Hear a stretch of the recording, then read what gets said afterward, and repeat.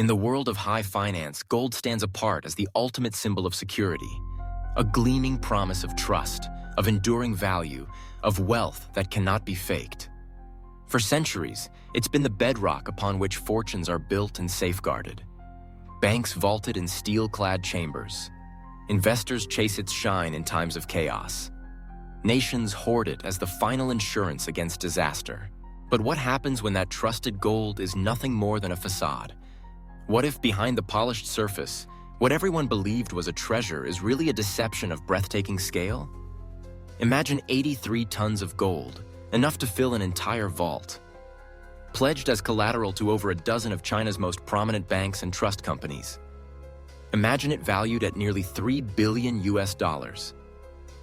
And now imagine the cold realization when those bars were sliced open, revealing not the pure, dense heart of gold, but instead, the dull, brassy glint of copper hidden beneath a thin golden skin. Welcome to the true story of the Kingold Jewelry scandal, one of the most stunning episodes in modern financial history. This is a tale of betrayed trust, of unchecked ambition, and of a single man whose boldness would shake the very foundations of the system. Today, we unravel the layers of this scandal and reveal the chilling confession that left a courtroom and a nation speechless. A confession not of guilt, but of unrepentant cunning. This is what happens when the gleam of gold blinds the eyes of the world. Jia Zhihong was a man of stature, not just in his physical bearing, but in his reputation. A former officer in a prestigious branch of the People's Liberation Army, he was known for his iron discipline and formidable connections. When he turned to business, these qualities propelled him to the heights of China's booming economy. Jia built Kingold Jewelry in Wuhan from the ground up, transforming it into one of the country's largest gold jewelry manufacturers. The company's growth was meteoric. With a listing on the Nasdaq, Kingold wasn't just another Chinese company. It was a signal to the world that they had arrived, that they were trustworthy, transparent, and world-class. On paper, Kingold was a star. Investors flocked to its shares. Banks, both domestic and international, lined up to offer vast sums of credit, all secured against Kingold's most prized asset. Tons upon tons of pure gold bars, locked away in vaults, ready to be called upon should anything go wrong. It was a perfect business model. Gold as collateral is as good as cash, or so everyone believed.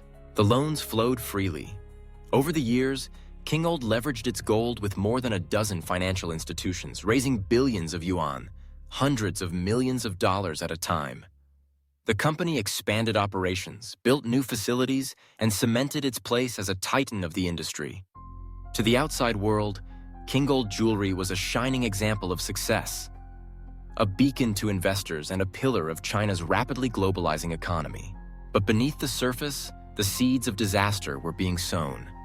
The system that enabled Kingold's rise was riddled with cracks born of overconfidence, complacency, and above all, the blinding force of greed. Banks trusted the paperwork, not the product. Auditors took assurances at face value. No one, it seemed, had the time or inclination to ask uncomfortable questions, to inspect the actual gold that was supposed to guarantee billions in loans. All of this might have continued for years, perhaps even decades, had it not been for the pressure of events no one could have foreseen. In early 2020, as the world reeled from the outbreak of the COVID-19 pandemic, financial markets everywhere were thrown into chaos. The Chinese economy, like so many others, began to tremble. Cash flows tightened, debts came due, even giants began to stumble. For Kingold, the pressure was mounting. The company was struggling to meet its obligations. Alarmed by rumors and late payments, one of its creditors, Dongguan Trust, decided to liquidate some of the collateral it held. It was a routine procedure, a mere formality in most cases.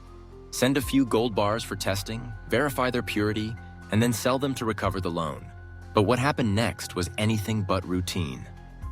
When the gold bars arrived at the testing facility, technicians expected to confirm the expected 99 to 99% purity. Instead, what they found shocked them to the core. The bars were not gold at all, but copper alloys, expertly plated to fool the eye but worthless as a store of value. The paperwork was flawless. The bars themselves gleamed like the real thing, but the truth was undeniable. The collateral that had secured billions in loans was, in fact, a gilded illusion. News of the discovery spread like wildfire. Other creditors rushed to check their own collateral, only to find the same grim reality staring back at them. Bankers, investors, insurance companies, each had been taken in by the same dazzling deception. In the blink of an eye, nearly $3 billion in apparent assets evaporated, turning from gold to dust. The financial shockwaves were immediate and severe. Lawsuits flew. Regulatory authorities launched emergency investigations. The China Banking and Insurance Regulatory Commission stepped in, urging banks to tighten risk controls and warning of the systemic dangers posed by ghost collateral, assets that exist only on paper, or worse, not at all. Internationally, the scandal sent chills through the financial community. In the United States, lawmakers cited Kingold as a prime example of the risks posed by poorly regulated foreign firms on American exchanges, calling for stricter oversight and tougher listing requirements. But the most astonishing moment was yet to come.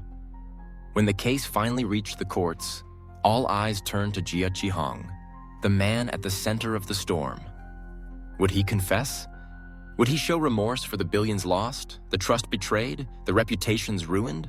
Instead, what unfolded was a display of breathtaking audacity.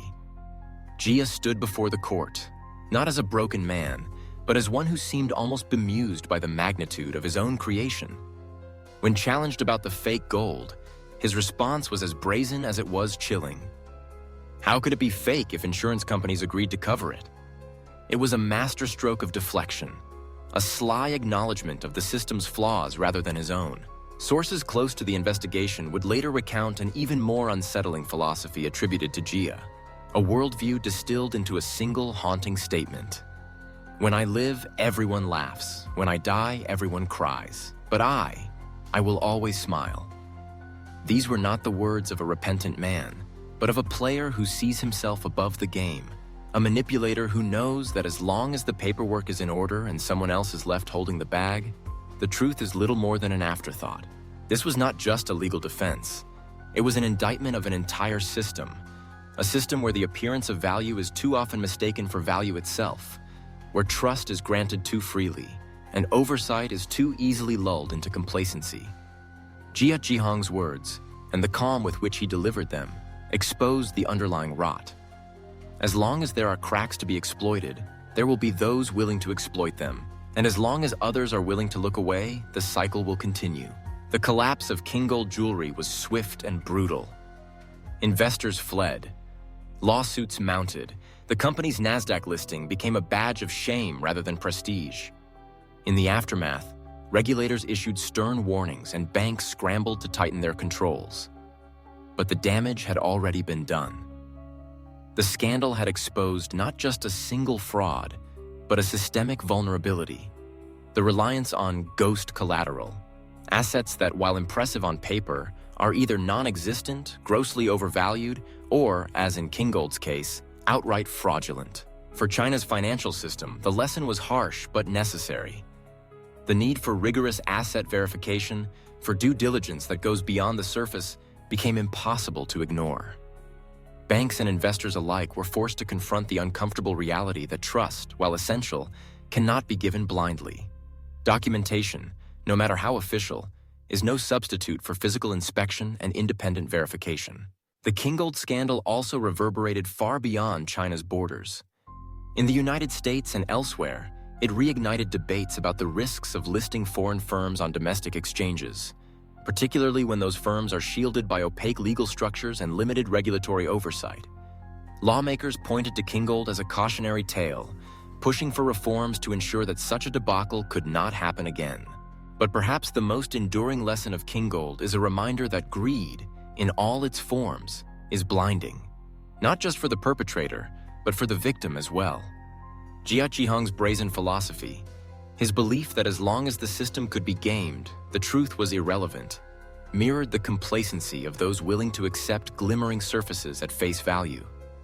The banks, the auditors, the investors, all were seduced by the shine of gold, and all paid the price for their willful blindness. In the end, The story of Kingold Jewelry's 83 tons of fake gold is not just a tale of fraud. It is a parable for the modern age, a vivid illustration of the dangers that lurk when trust is abused and scrutiny is abandoned. It is a call to vigilance, to demand transparency, to look beyond the glitter and insist on substance over appearance. So the next time you see a bar of gold, whether in a vault, on a balance sheet, or gleaming on the cover of a prospectus, remember the lesson of Kingold. In the world of finance, it is not enough to trust the shine. Dig deeper. Ask questions. Demand answers.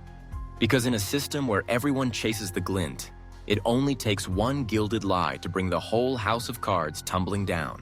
This has been a sobering journey through one of the most audacious financial frauds of our time, a case that reminds us all: never take anything at face value, especially when billions are at stake.